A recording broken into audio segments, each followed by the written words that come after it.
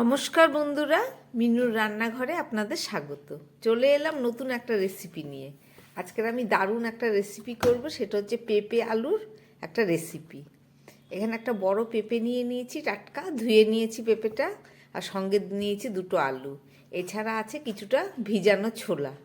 এই সব দিয়ে একটা নিরামিষ রেসিপি করে আপনাদের দেখাবো, যেটা ভাত রুটির সঙ্গে দারুণ খেতে লাগবে। তাহলে চলুন, প্রথমে আমি পেঁপে আলুটাকে কেটে নিয়ে রেডি করি, তারপরে দেখাচ্ছি। পেঁপে আলুটাকে আমি কেটে ভালো করে ধুয়ে নিলাম। এবার চলুন রান্না করে দেখাবো। পেঁপে আলু ছোলা দিয়ে রেসিপি করছি একটা, তার জন্য আমি একটা কড়াই বসিয়ে দিয়েছি। কড়ার মধ্যে দিয়ে দিচ্ছি তেল। কড়াইটা গরম হয়ে গেছে, পরিমাণ মতো সর্ষের তেল দিয়ে দিলাম। দিয়ে দিচ্ছি দুটো তেজপাতা, আর দিয়ে দিচ্ছি দু টুকরো লঙ্কা, দিয়ে দিচ্ছি একটু গোটা জিরে ফোড়ন।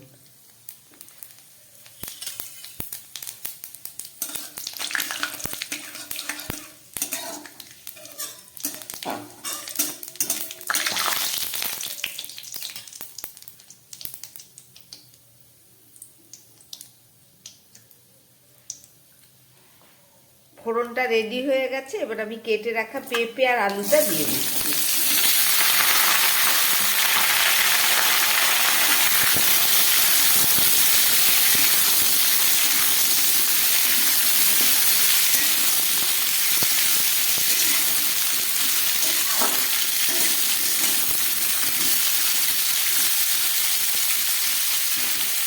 পেঁপে আলুটাকে একটু ভেজে নিই।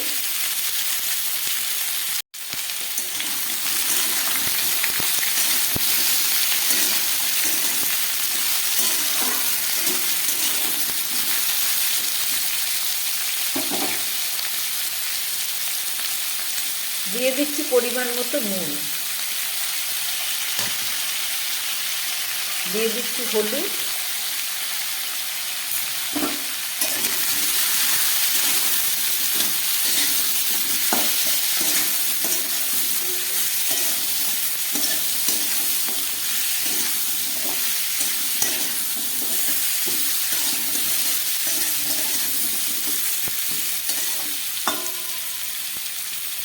এবার দিয়ে দিচ্ছি 1 চামচ আদা বাটা। এটা নিরামিষ একটা রেসিপি হচ্ছে। আর দিয়ে দিচ্ছি 1/2 চামচ ধনের গুঁড়ো, আর দিয়ে দিচ্ছি 1/2 চামচের কম জিরের গুঁড়ো।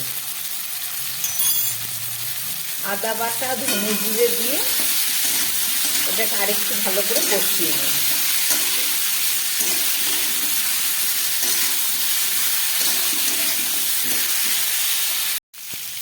সামান্য একটু জল দিয়ে দিচ্ছি, যাতে মশলাটা ভালো করে কষানো যায়।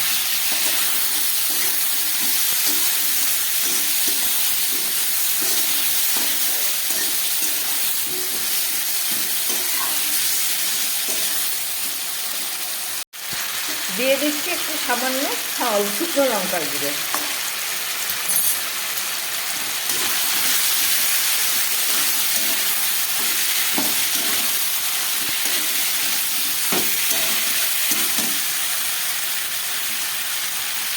এবারে দিয়ে দিচ্ছি একটু টমেটো, 1/2 টমেটো আর দুটো কাঁচা লঙ্কা।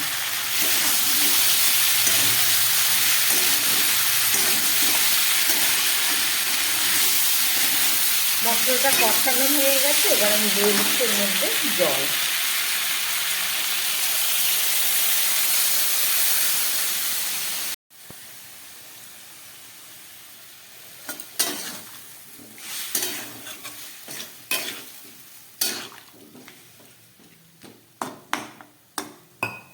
এবার দিয়ে দিচ্ছি ভিজিয়ে রাখা ছোলাটা।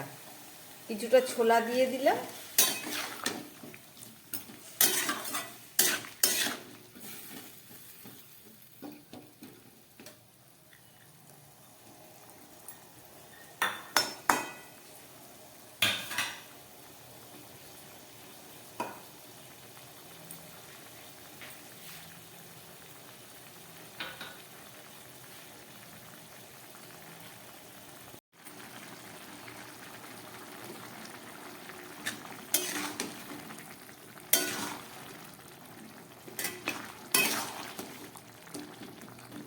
তরকারিটা পুরোপুরি ফুটে উঠেছে। এবার গ্যাসটাকে কম করে আমি প্রায় 5-6 মিনিট এখন রান্না করব, তা না হলে পেঁপেটা ভালো করে সিদ্ধ হবে না।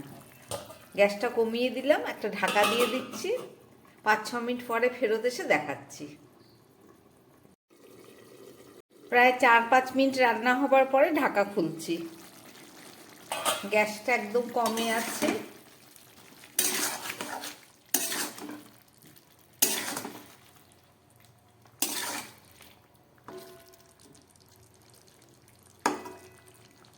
আলু সিদ্ধ হয়ে গেছে, পেঁপেটাও সিদ্ধ হয়ে গেছে একদম।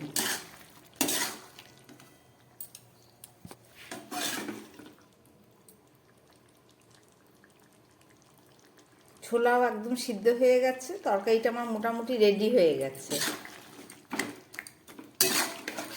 রুটি পরোটার সঙ্গে খাওয়া হবে, বেশি ঝোল রাখবো না। এবার দিয়ে দিচ্ছি একটু গরম মশলার গুঁড়ো, আর দিয়ে দিচ্ছি সামান্য মিষ্টি। এছাড়া দিয়ে দিচ্ছি নিরামিষ তরকারি একটু ঘি, 1/2 চামচ মতো। সব দেয়া হয়ে গেল।